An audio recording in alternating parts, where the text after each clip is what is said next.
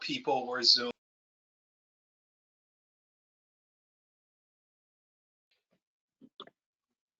Thank you, Greg, everybody. how do we, Greg, I'm sorry, how do we see, I can see like the person said Philadelphia, but I can't see the other questions where it says like Robert asked.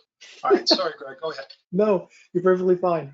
Thank you, everybody, for joining us today. My name is Greg Ritchie, and we are here today with Adam A. Smith and some panelists that are going to be talking to you about campus reflections, preparing your company and yourself to attract and retain employees in our new world. This is being brought to you by Firsthand, which is a career building platform that engages job seekers, students, and professionals to find their right career path using the power of firsthand experiences. Adam A. Smith is a nationally recognized higher education leader, Agent of Transformation Coalition leader, consultant, speaker, executive coach, and just an all-around amazing individual. He brings a wealth of experience and just a lot of empathy and thought to the different discussions that he has, joined Infobase in presenting. And with that, Adam, thank you so much for joining us today, and take it away. Thanks, Greg. Thank you all. Thanks to Firsthand, to Infobase for putting these thought leader conversations together, to elevating young, different voices. And thanks to y'all. We know there are other places that you can be today, and so we're so honored that you're sharing space with us today, willing to have conversation, ask questions. We love for all of this to be like #RealTalk. So don't think twice about throwing things in the chat. We have some starter warm-up questions for our panelists today who are all over the country taking time to share with y'all. The one thing we've told them is to keep it real, keep it honest, keep it fresh. Their perspectives and their opinions are all valuable, but this is as powerful as you all want to make it be. So do not hesitate to use that question box. I will continue to monitor it. The hope is this is more of a dialogue and not a teaching, right? We don't want to be teaching y'all. We want to be dialoguing with y'all, communicating with y'all. So we really appreciate y'all sharing space with us. I want to introduce our panelists that have given their time, energy, talents to being here today. I'm going to give them an opportunity to introduce themselves. Greg, if you want to click, we can move forward. I'll turn it over to Jessica and then the next person. And then once we're done, we'll wrap it up and we'll start with the conversation. Awesome. Okay, good afternoon, everyone. My name is Jessica McTeer. I know Adam through way of mentorship, employment, a bunch of other areas, but I graduated from the University of Alabama in Tuscaloosa, and I graduated with a degree in business management, concentration in healthcare analytics, and a minor in math. After graduation, I came to Nashville, Tennessee. So I know we have someone from Knoxville on the line, but I began working for Cigna, specifically in their Medicare space, which is essentially a health services organization. I've been with Cigna now for about 3 years. And when I entered in Cigna, I started in a leadership development rotational program. And after that, I have held about 2 other roles post-graduation from that 2-year program. And have really had a great experience here thus far. A lot of experience that was gained through the program and even after the program, just from a recruitment perspective and engagement with students at historically Black colleges and universities. So excited to share my experiences, and thank you all for joining. Hi guys, my name is Deborah. I'm currently in Warsaw, Indiana. I graduated with my degree in biomedical engineering from the University of Akron, spring 2020. After that, I did a short little stint at Cook Medical, working remotely for them, and then I just recently relocated to Zimmer Biomet, which is an orthopedic company. I'm passionate about passing on the baton, and I love giving back, so I am involved with NSBE, which is the National Society of Black Engineers, and other mentorship roles. I'm always willing to learn and always willing to help other people. So I'm excited to be here. Thank you. Hi, all. Welcome. Thanks for signing on. My name is Maria Corbert. I have a background in higher education. I currently work for a nonprofit organization called Management Leadership for Tomorrow, where I am an associate director overseeing a new initiative of ours. And that's what introduced me to Mr. Adam here, as the University of Kentucky is one of the universities that we're launching this program with. And it is an undergraduate coaching program, coaching them through college progression as well as career exploration, career attainment. So that is my main focus now. I have a background, as I said, in higher education. Most recently, I was at the University of Chicago Booth School of Business, where I was overseeing all of their diversity, equity, and inclusion initiatives. So very excited to talk to you all. Hi everyone, my name is Haley Bruns. I am currently an undergraduate student at the University of Kentucky. In about a week, I will be graduating with my degree in special education with a minor in psychology. This is after graduating, I plan to work. I have recently accepted a position in Fayette County as a special educator. While I'm on UK's campus, I'm involved with a number of different roles, including being a William C. Parker Scholarship, a resident advisor, a teaching assistant, and just being president and involved with a number of different organizations on campus, which gives me a really unique perspective to talk to a lot of graduating seniors, a lot of students who are entering their workforce.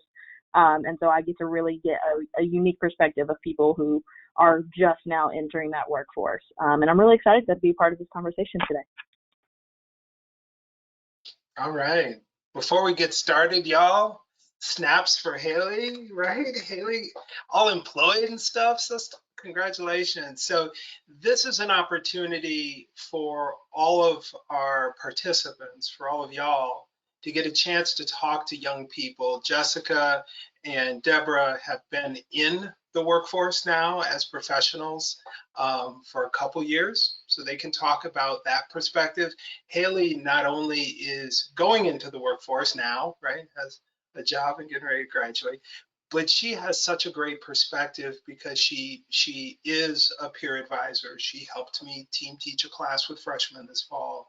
She is a RA and a student leader. So her voice is really different because she can talk about some of the things we're seeing in higher ed, which is a massive difference, right? A massive difference in our current freshman class from the sophomore, junior, seniors, and students before them. Freshmen, they're just different. These current students are different. I always think about it as nobody expected people to be the same after World War II.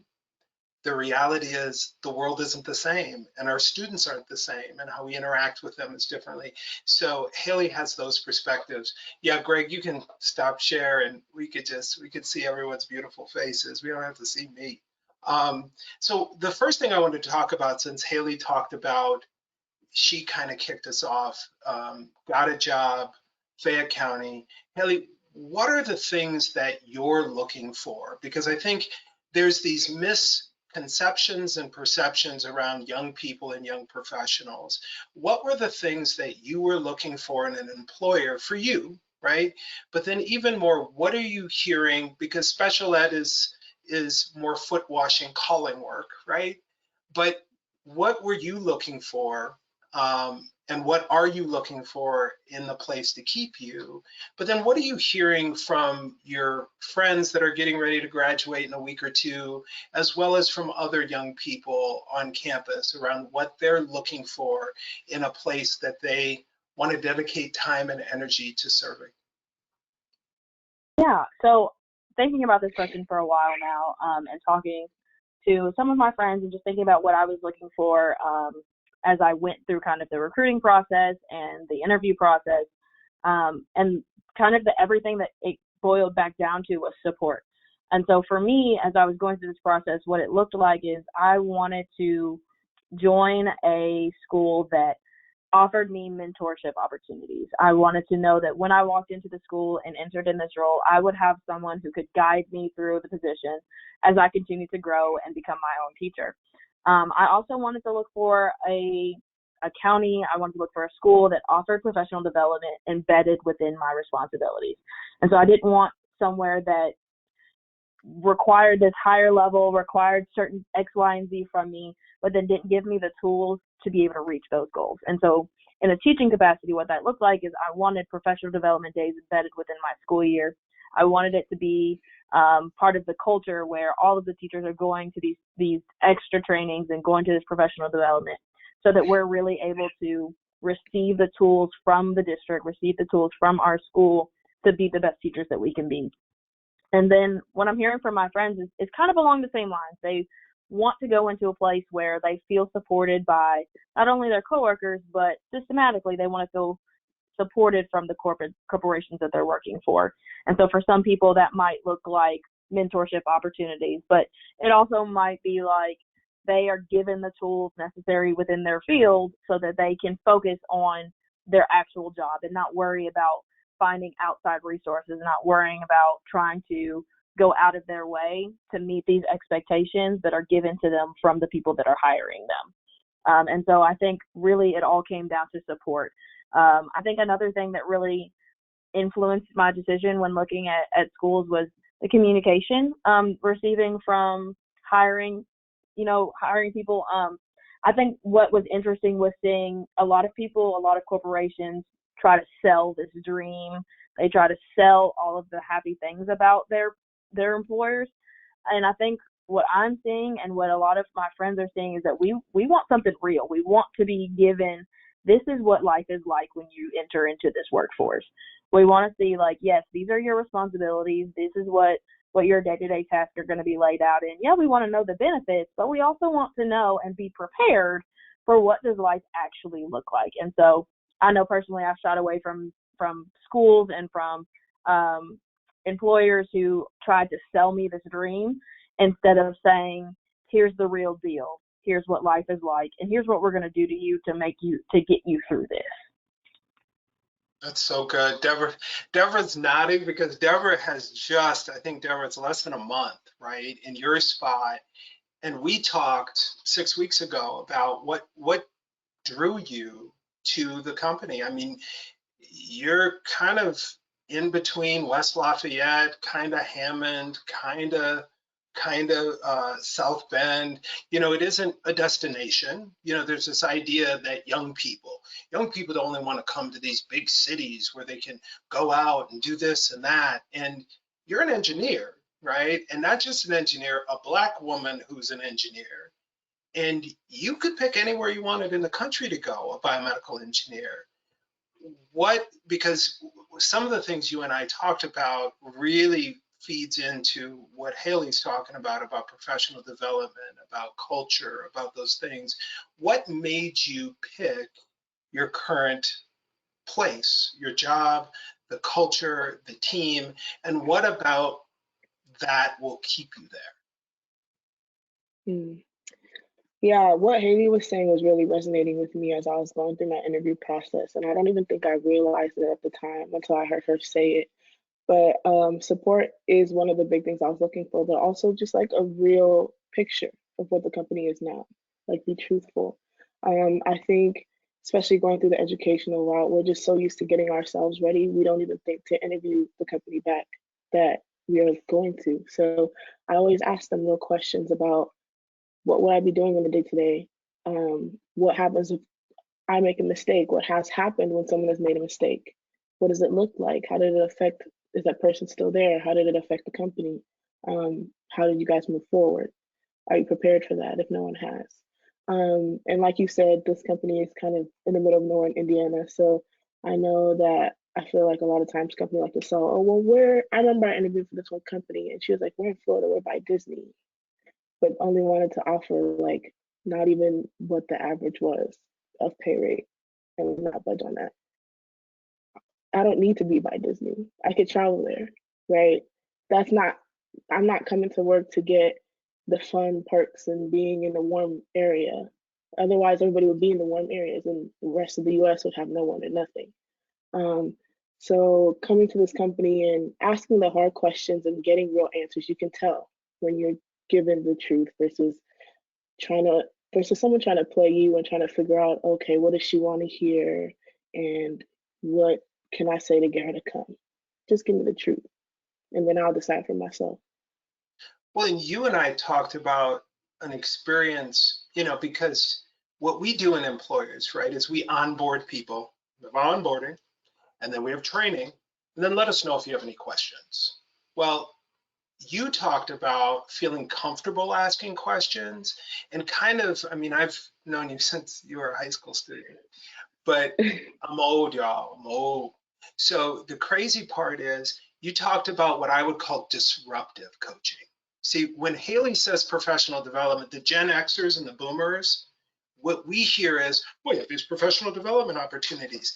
And what I've heard from young people is you have no choice but to be developed. Like that's what I'm hearing people are looking for, and developed by way of, oh, go to this conference, go to this seminar, go to this, or go to this, that. But no, in addition, like Haley was talking about mentoring, you don't have a choice. Deborah, let's sit down. I'm gonna show you how to do this. I don't care if you want to know or not. Um, Talk a little bit about you and the colleague when you had a question and how that really was something that resonated with you. Yeah, for sure. I remember the onboarding process here was shocking to me. Like you said, typically when you start at a company, they give you like some type of book or some type of list of things to train to and to read, just a whole bunch of documents, right? And then everybody says, let me know if you have any questions. But the way they respond when you have a question is very different. So here, when I went in the group chat with like my welcome wagon, as they called it, which I thought was really cute, and I asked a question, I got a phone call immediately, which I didn't expect. Just because I feel like I'm cognizant of not wanting to disrupt anyone's day, and you just don't expect people to kind of stop for the new person, as much. It feels more like it's a pressure on you to kind of make sure that you're getting yourself up to speed and you're picking up on the things and you get yourself ready. So to come here and to have people stopping their day for me, 45-minute phone calls, just because I asked one question, it was a very different feel.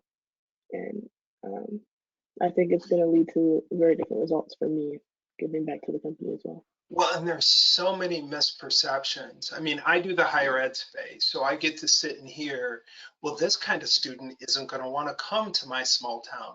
Oh, I would hire Latinx, Brown, Indigenous people, but they never apply. Deborah is sitting in the middle of nowhere, Indiana, and is a biomedical engineer and had a choice wherever she wanted to go in the country, and she picked it because it's a company that will pour into her. Y'all get that? Like actively pour in. Like she didn't have a choice. She asks a question, they have a welcome wagon. I mean, we can get our hair done anywhere. Deborah said, I can go travel to Disney. I can go kick it. I can go have fun, but I want to work and be seen. I want to be poured into and valued to the point that I have no choice. Because if I'm going to invest, it's different with Gen Xers, right? We feel like work is our lives at times, which is sick, right? And we're learning it's not our lives. But young people are learning work is an investment of my time. And if you aren't investing in me personally, I'm going to go spend my time somewhere else. I don't care if I'm in Bismarck, North Dakota. Sister's been doing their hair in the bathroom for generations. We've been having church at home. We don't need that. It's where can I be seen, valued, poured into, cared for? Maria, you work as a coach with young people, college sophomores, juniors, and seniors, and then bridge them into some amazing employing partners and provide them support there.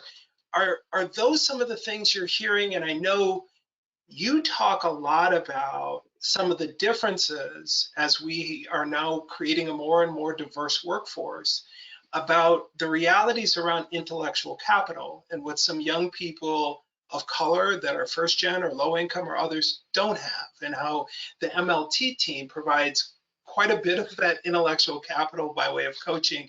But have you heard some of the same things around creating place and space for students, for employees, and the professional development side? Talk a little bit about that and the intellectual capital pieces.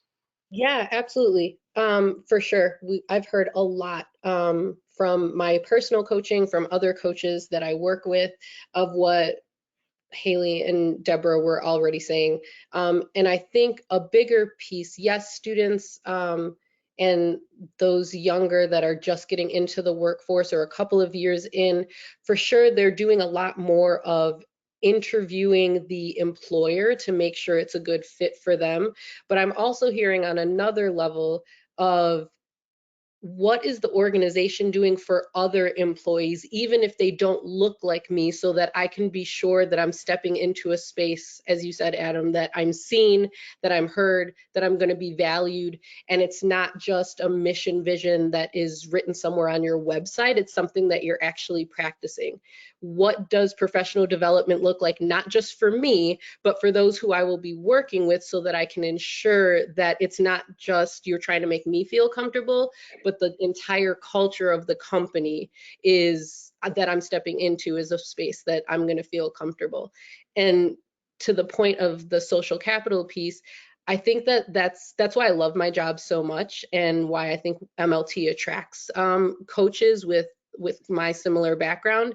Is I was first gen. I don't have any family members that work in the corporate space or anything like that. So this whole sense of what I should be asking a company that, you know, is looking to recruit me, I had no idea.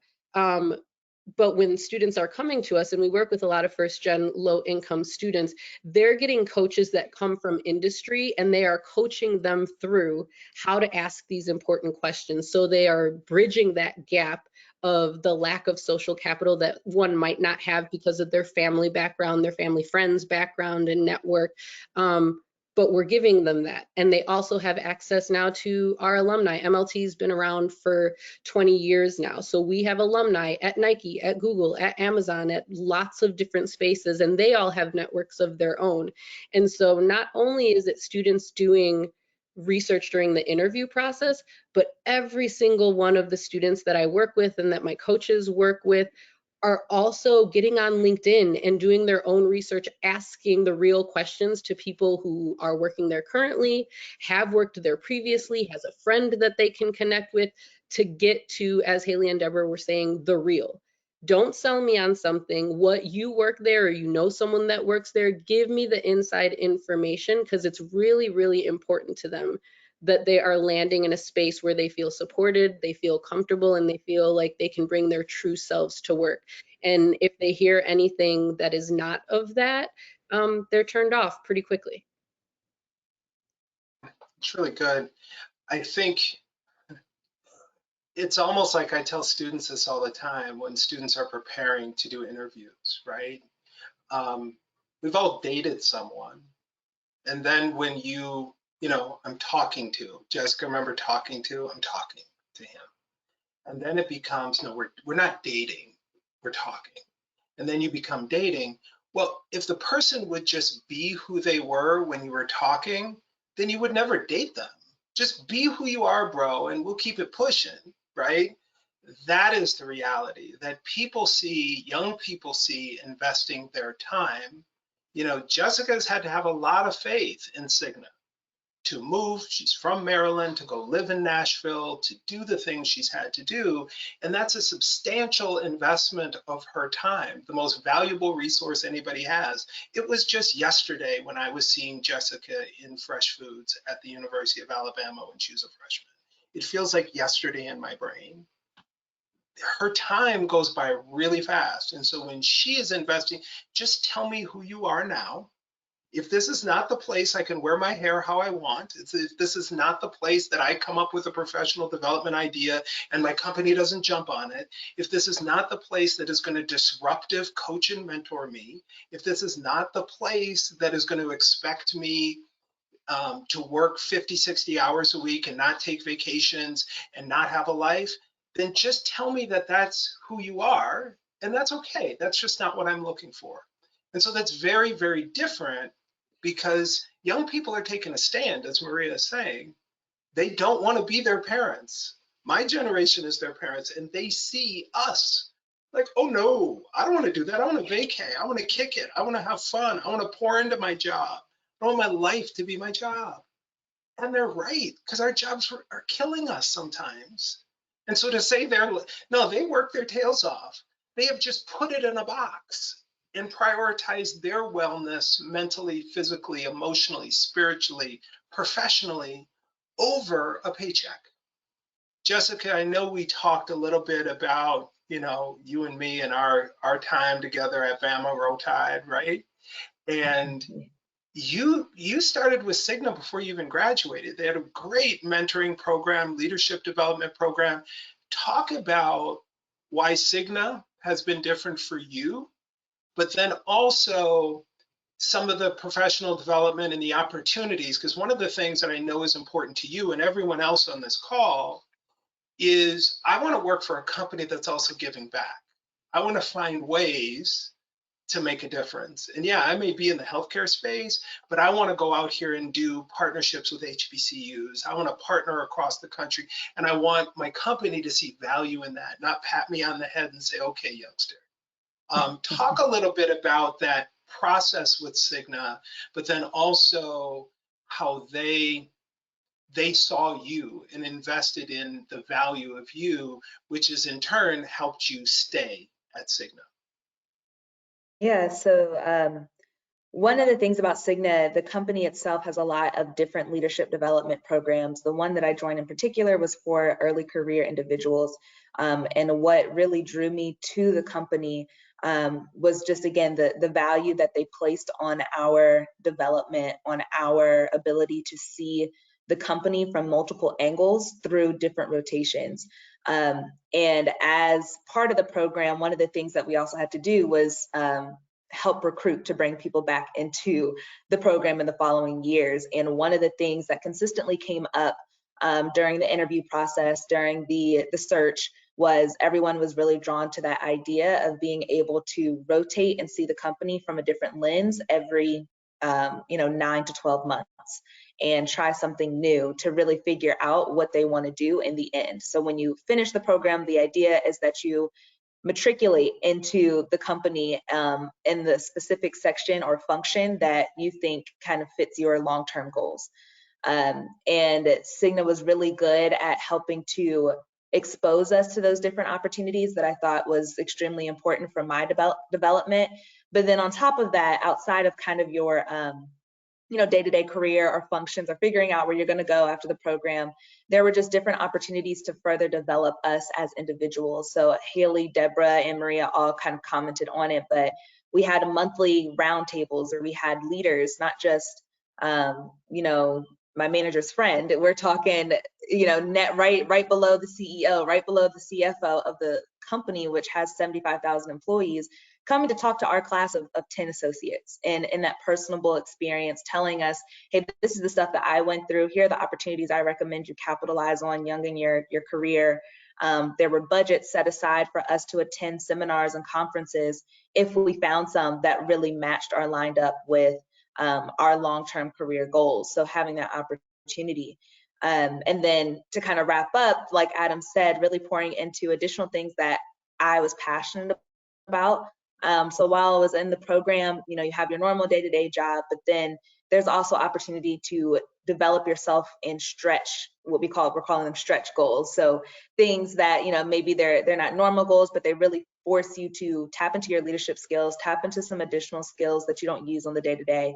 And I was able to work with some mentors of mine who pulled me in, again, connections through the program, but pulled us in to essentially launch a program at Howard University where we focus on mental health in communities of color, and specifically within the college age range. And being able to do that kind of off the side of our desk and work, it was me plus 4 other African-American associates in the program that kind of banded together, and we saw this project through for about 18 months. And this is even after we finished the program. Our connection was still so strong that we really started to pick up even more traction once we graduated, and Cigna poured into us heavily for that. They funded the entire event, flew us out there to Howard to be able to see it through and see the implementation go live. And even after the fact is recognizing us kind of across the company. In about a month, they're flying us all down to Florida to receive an award for doing that specific work. So it's from beginning to end, there's pouring into you, giving you the opportunity to stretch yourself and do these passion projects, then also funding it because they see value in it. It's part of their DE&I larger DE&I structure, and then even after the fact, still valuing the work that you did at such a early spot within your career. Really good. Kudos to you and Cigna. I think the first thing that people are going to say is, well, Cigna's a big company, we got a lot of money, and they can do all that stuff. No, what they're saying, what I'm hearing is, and I've known Jessica for a lot of years, is intrusive, disruptive coaching and mentoring. Because Jessica couldn't dream big enough without somebody to say, no, there's no lid on the jar. Yeah, we'll fly you, we'll do, but you got to push, right? You got to coach. Because people had, for most of us, what intellectual capital means when you break it down is, for many of us, our runway is really short. We are the people that are lighting lamps along the runway for ourselves because nobody in our lives has taken off before. So Maria's work is creating a runway for people. So, because if you can't aspire to it, you can't do it, you can't be it, you can't see it. And so that is what intellectual capital looks like. All three of my kids have parents who have advanced degrees.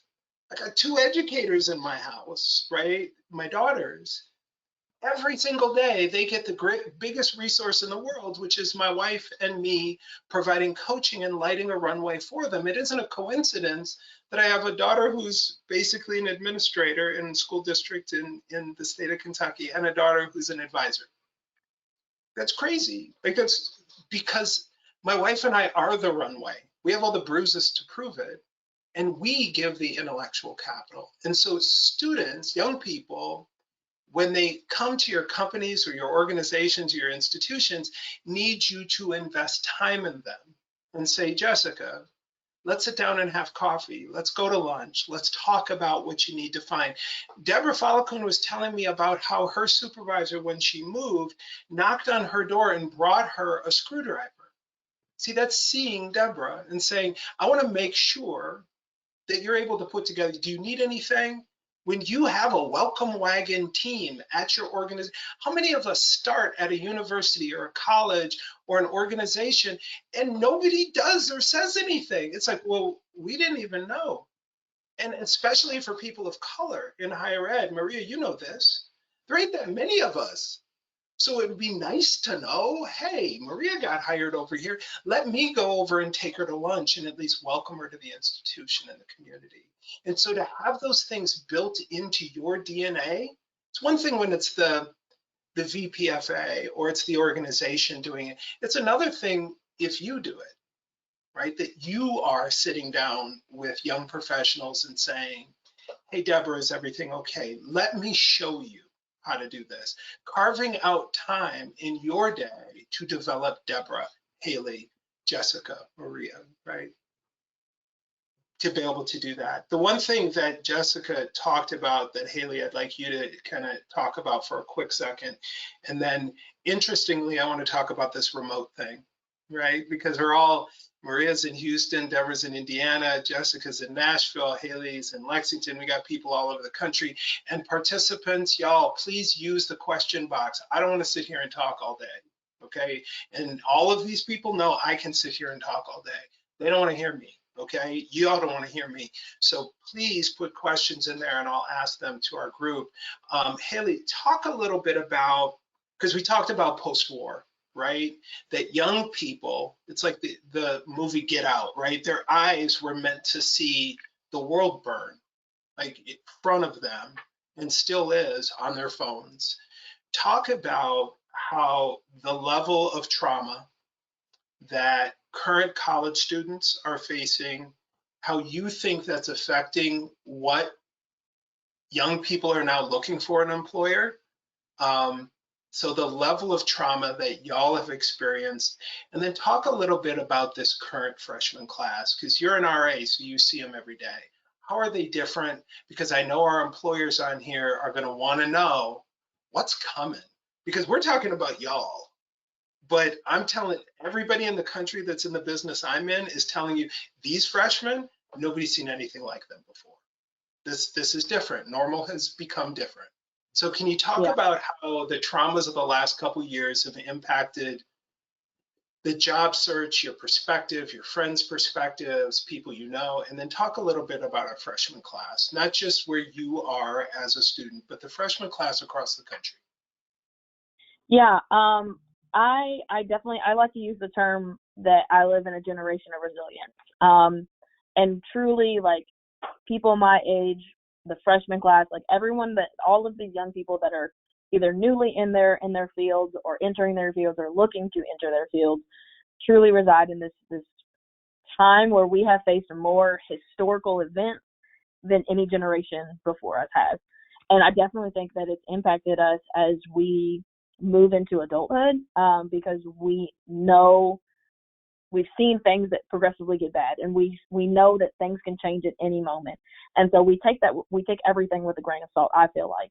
So when we're entering our fields and we're looking for employers and spaces to be adults, we're looking for fluidity, but we're looking for, at least in my perspective, what I've seen from my friends and what I've seen from, even I think it trends into higher ed, what we're looking for are spaces and communities and employers who recognize all of the changes happening and account for the need for us to process those traumas as they happen.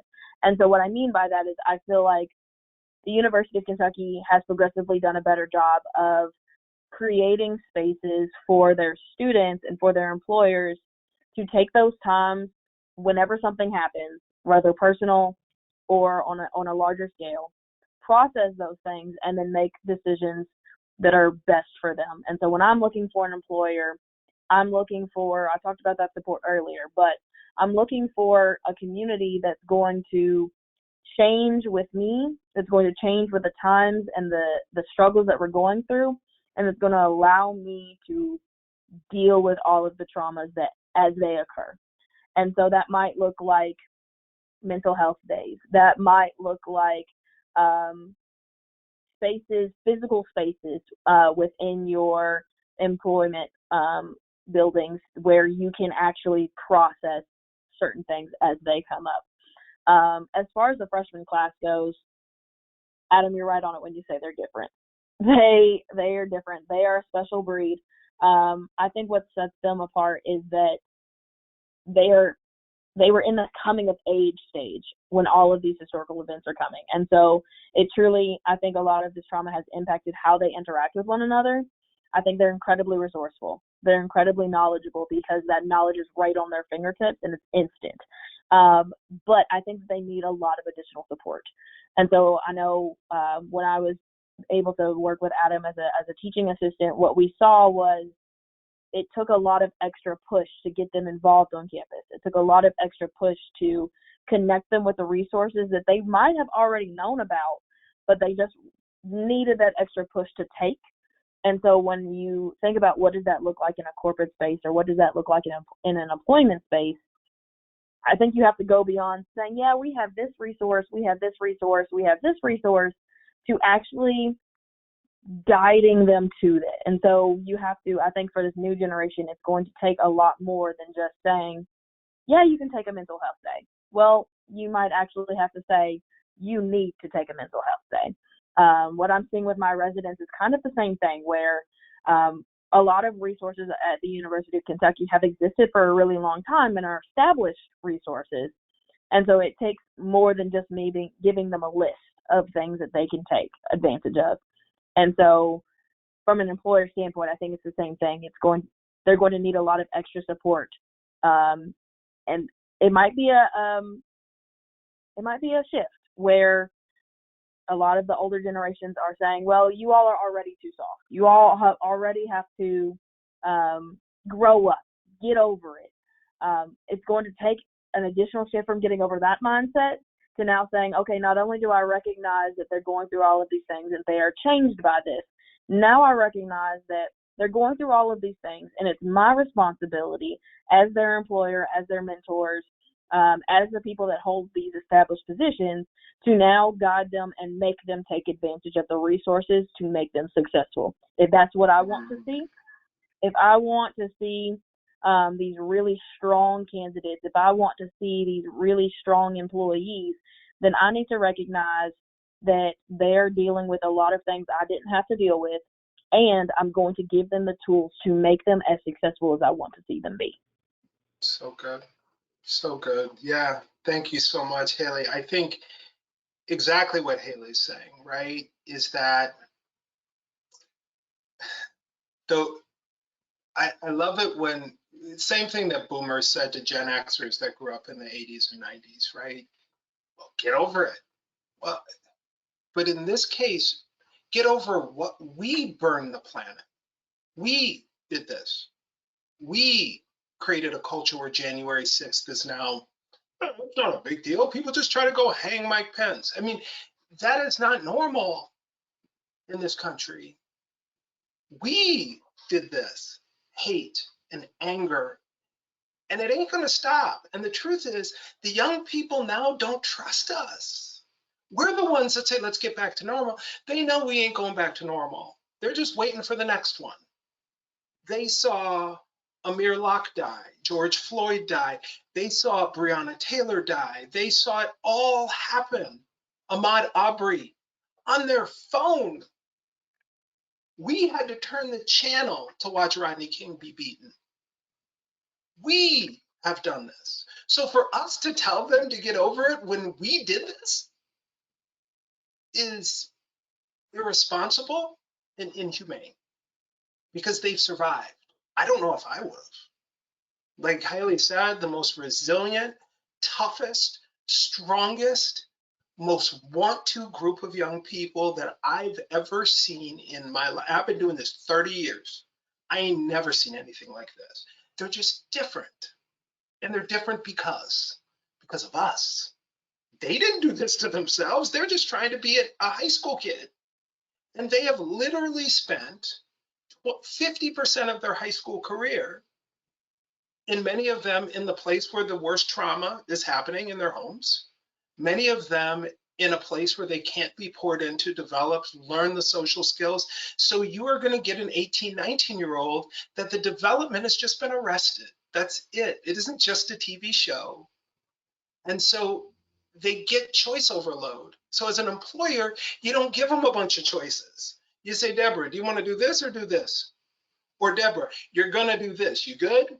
Okay, let me take you over there. Deborah, let me show you how to do this. Because young people, even more when Deborah was in school, Haley, Jessica, schools were set up for us. It's like walking into Golden Corral. If there isn't a student organization you like, you can make one. I mean, it's too much. And then now these students, they need to feel where the edges are, if that makes sense. That's why we swaddle babies, so they feel protected, they feel secure, they feel loved. And so these current freshmen and going forward, the current high school students, middle school students, they're going to need spaces that swaddle them differently. That doesn't mean they're broken, they're anything. They just need to be served differently by not only the institutions that serve them, universities, but also the employers that are going to need to employ them.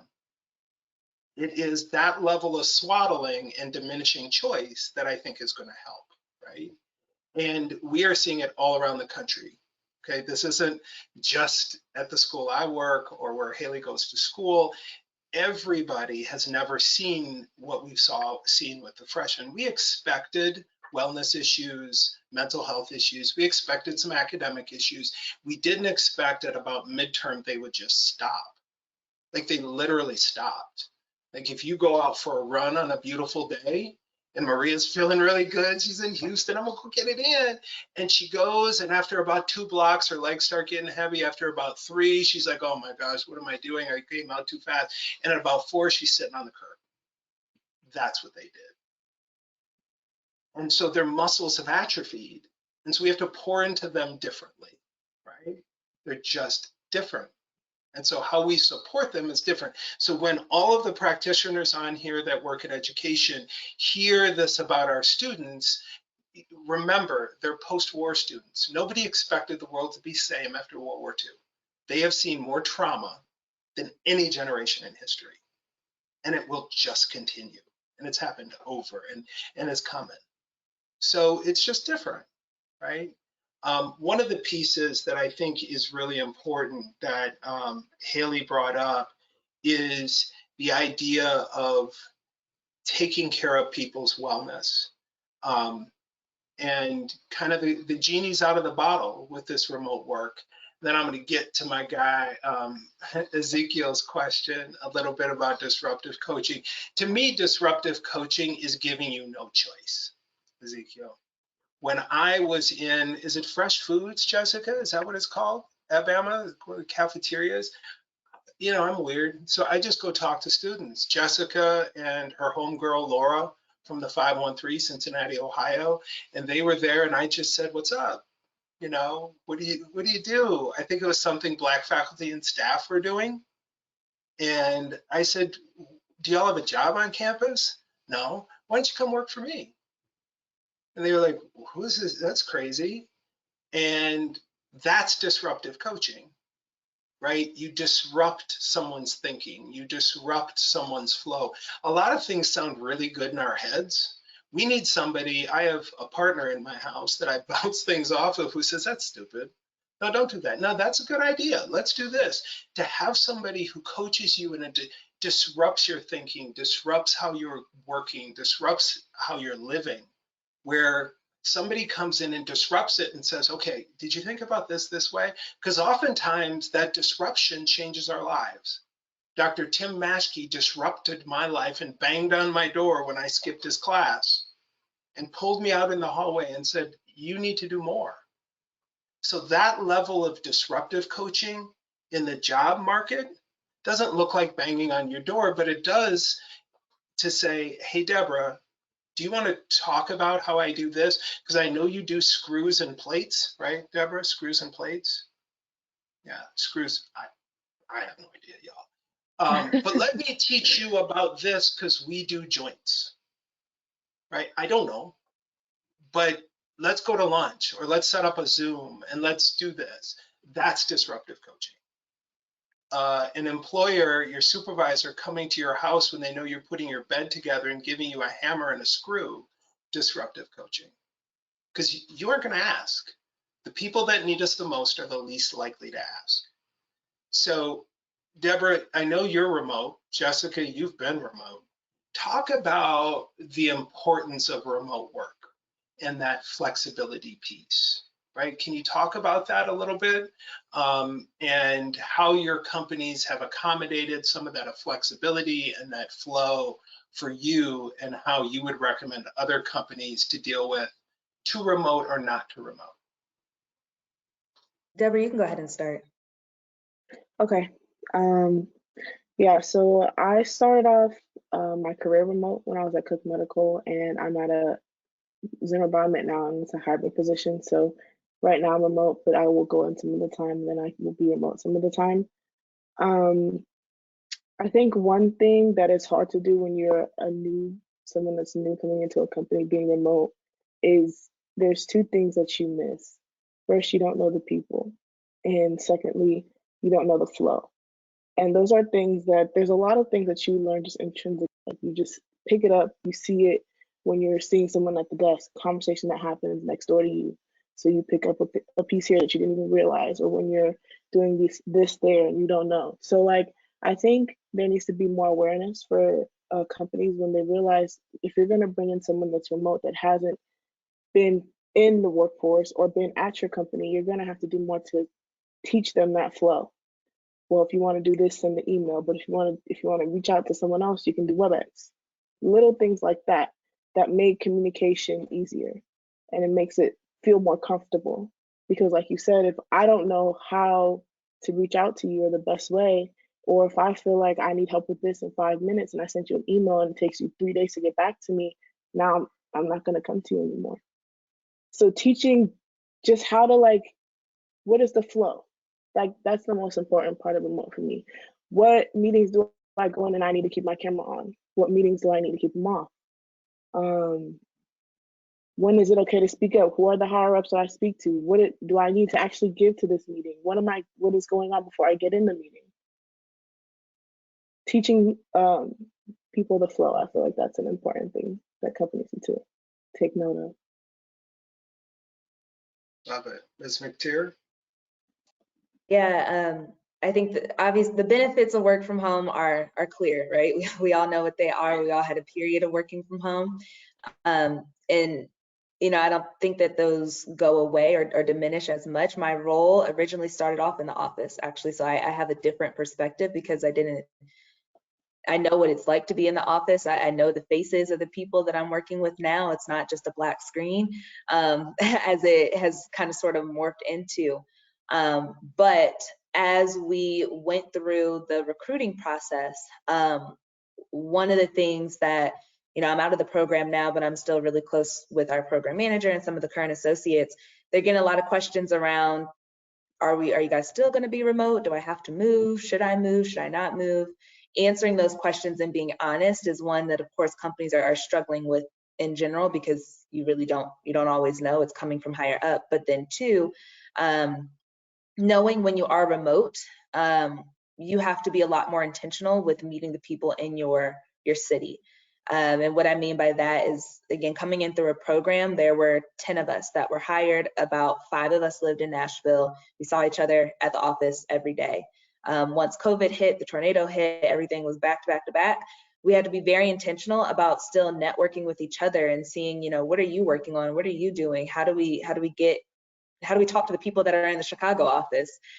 So building in those team virtual happy hours, or even just yesterday, a couple of us from the program that were current associates and people that had graduated, we all got together yesterday and went out to eat, just to connect. And you have to be really intentional about putting that time on somebody's calendar, about clearing time within your day to also be able to continue to build that network. That water cooler chat that you used to be able to have is not feasible anymore. And so things like virtual conversations, lax conversations, or getting outside the office is pretty important, and something that a lot of the current associates who are still working remote really enjoy. They wouldn't have been able to see us or know about the alumni and the network that we can provide to them if we hadn't set up this time to get to know them.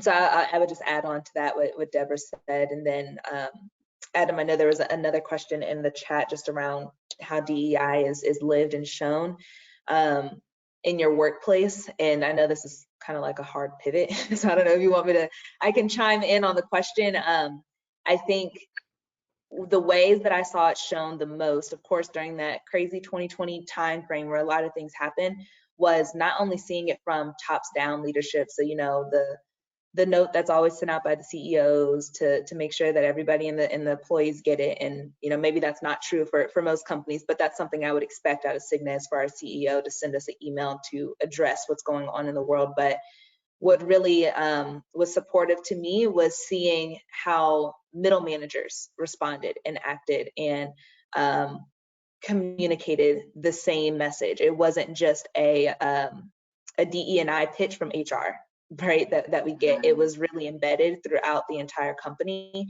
where you had your manager, my manager, setting up free space for us to have a conversation as a team and talk and discuss if we needed to, or canceling meetings, or creating a day where you can take some mental space. I remember one day I just canceled all my meetings and told my manager I just don't feel like talking, to be honest. And that was okay, because meetings can be shifted and moved, but your mental health is really where you need to focus. You can't focus on work if you're not focused in your own mindset. So I think that was one of the biggest things that was relevant to me. And then in general, DE&I things, like I said, the way that it is communicated, not just from your highest level of HR leadership, but the middle management, I think, is where you get down to who is the company, what's the real, as Haley was saying, what is the real, what's the company culture like, because it should be disseminated all the way through. And if it's not, then there's that gap that you're missing. That's really good. I think you see that was an expert pivot, Joy Reid. You just like Joy, the thing that's so important that Jessica talked about is, and I always say this, right? My trauma is more important than your discomfort. right?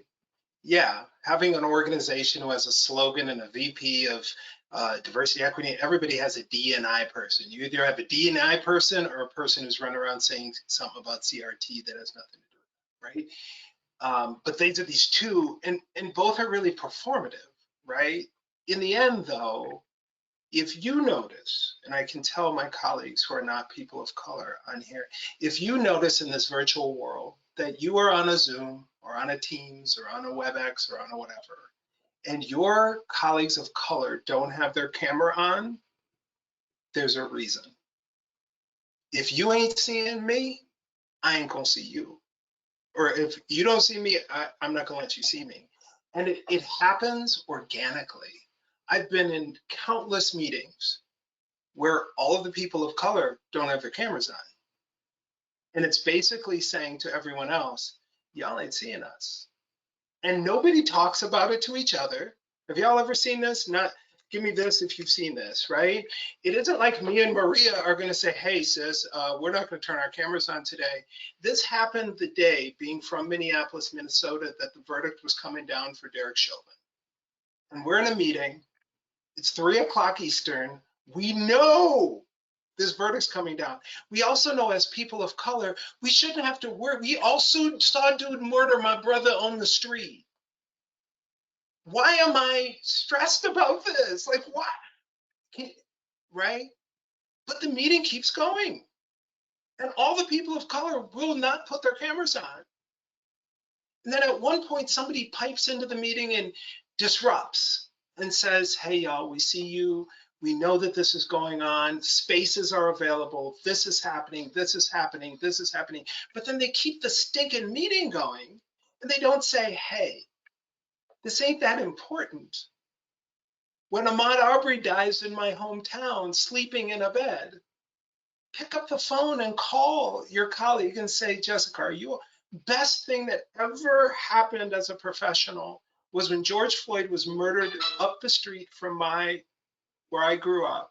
I had a colleague of mine when I was working at a nonprofit call me and say, Adam, are you okay? I'm just checking on you and Linda. If there's anything I can do, let me know. I don't know what to say. How about say that? I was like, man, I love you so much, right?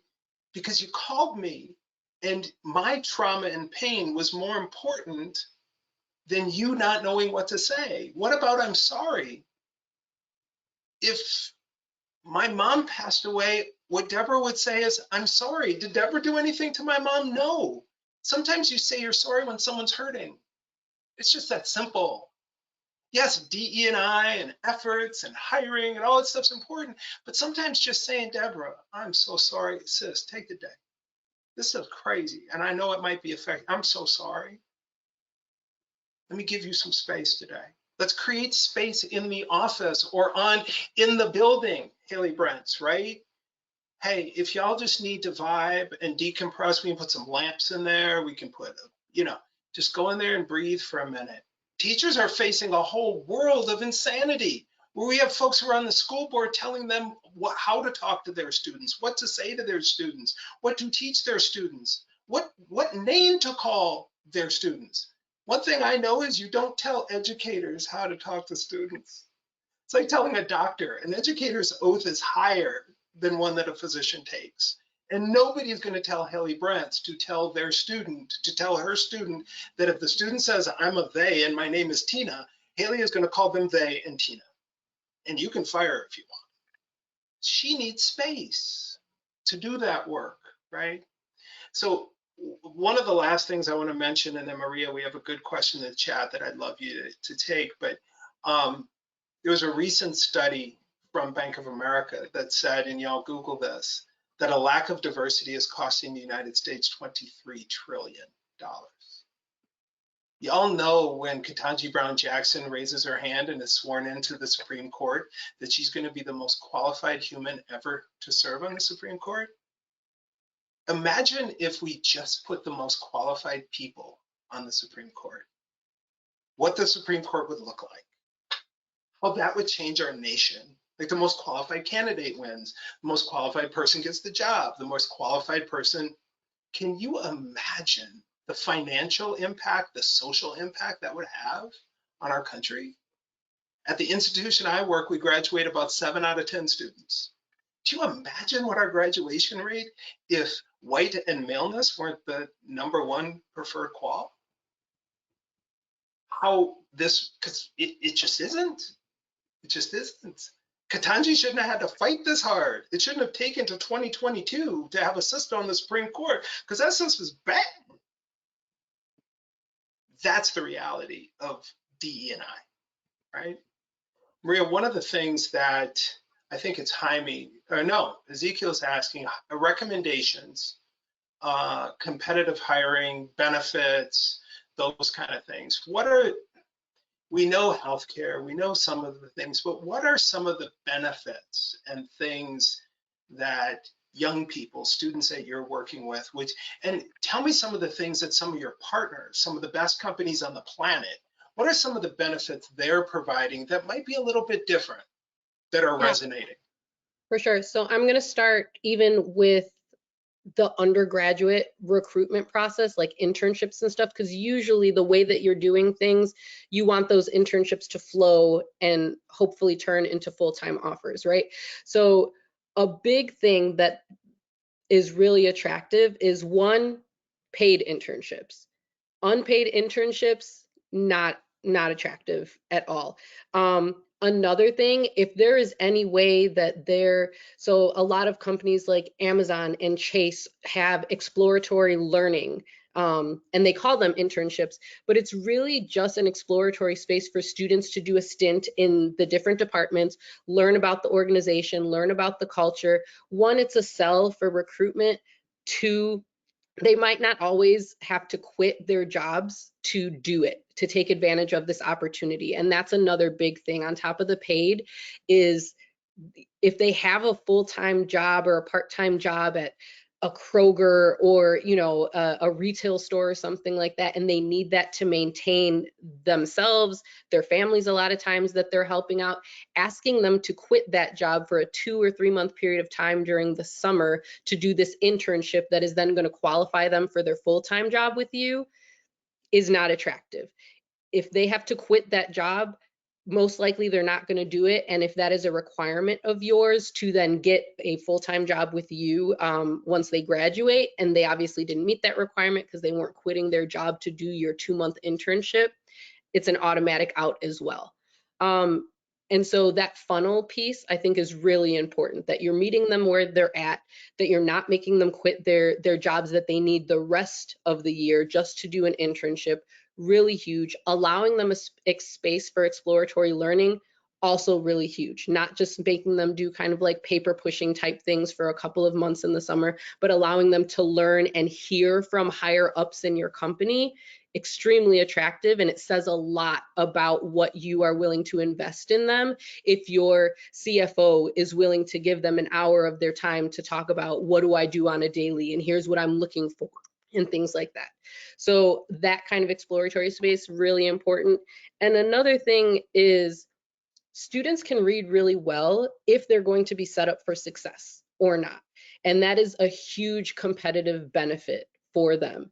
They might be, we've talked a lot about the trauma that they are seeing and ways that they might not be coming to the table as set up as previous generations have, because they went to college remotely. They're just learning how to do this social interactive piece as an adult, and there's going to be a lag there.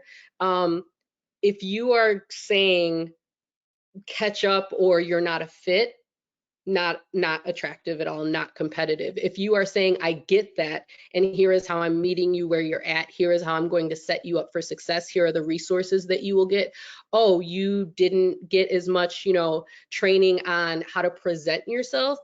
I will pay for you to go to coaching for that. Do you need an extra class in Excel or something like that? Not a problem, because you're a rock star in every other capacity. I will pay for this Excel thing, or I'll pay for a LinkedIn Learning subscription for you to get up to speed on some of these other things, because you're so competitive in everything else.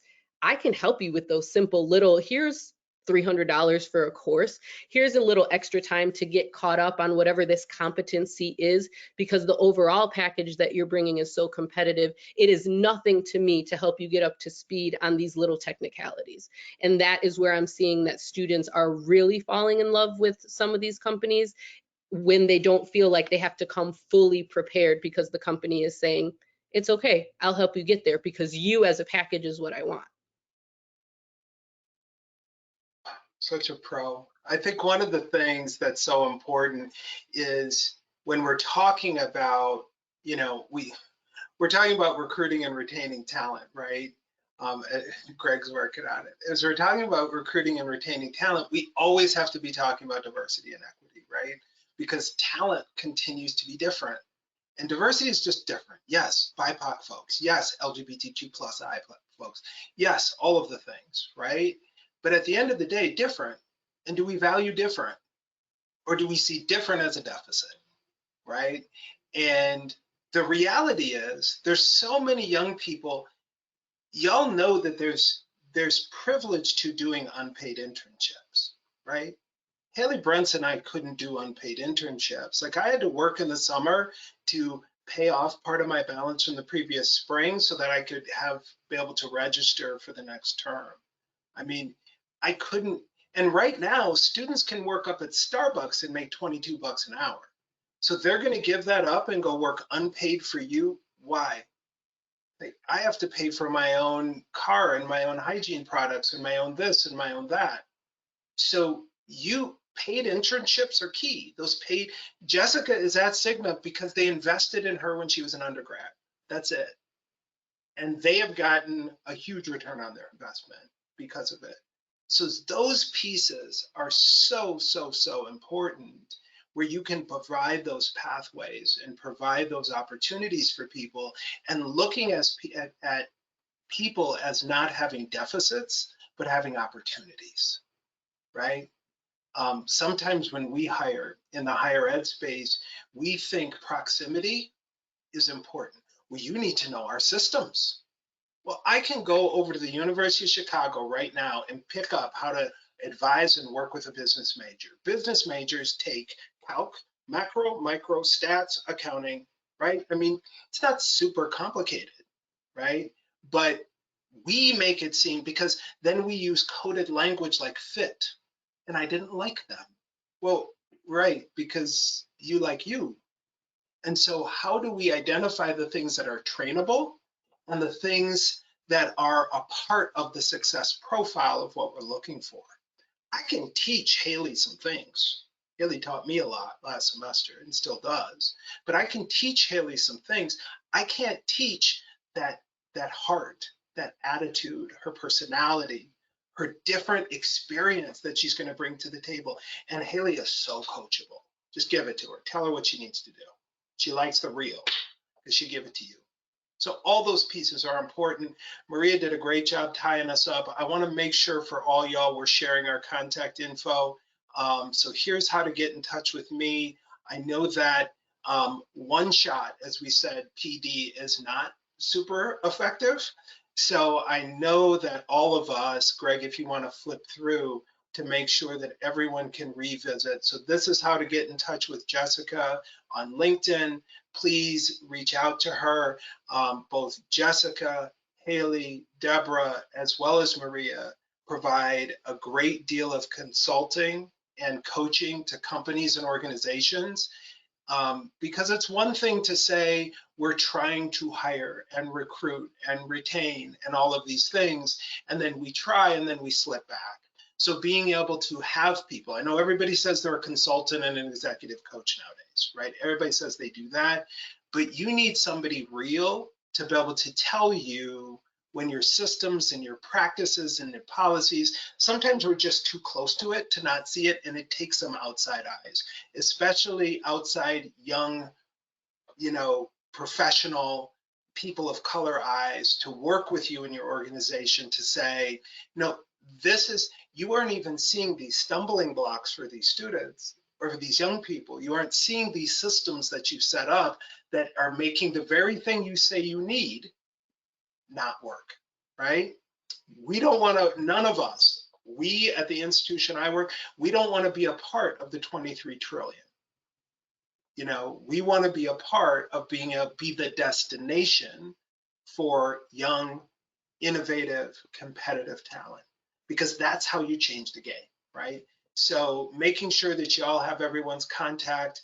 Thank you, panelists. Thank you all so much for taking the time. I know you all have other things that you could be doing. Again, thank you so much to our partners at Infobase. Y'all are just amazing. It's just an honor to be in community with the Infobase community. If you have not signed up for the webinar and community conversation tomorrow, we have another one at 3 o'clock Eastern. We're going to talk about the education resignation. So education is right now going through a huge shift, whether it's K-12 or higher ed, where a lot of educators are saying, this isn't for me. I have a whole bunch of student loan debt. I got into this business because I thought it was one thing and it's something else. And others are still in the industry saying, no, I'm just going to put work in this box and I'm going to do it in this way, but I'm going to prioritize me and my mental, emotional, physical, spiritual health. So Infobase is providing space for that. We have some amazing panelists for that one as well. Thank you all so much.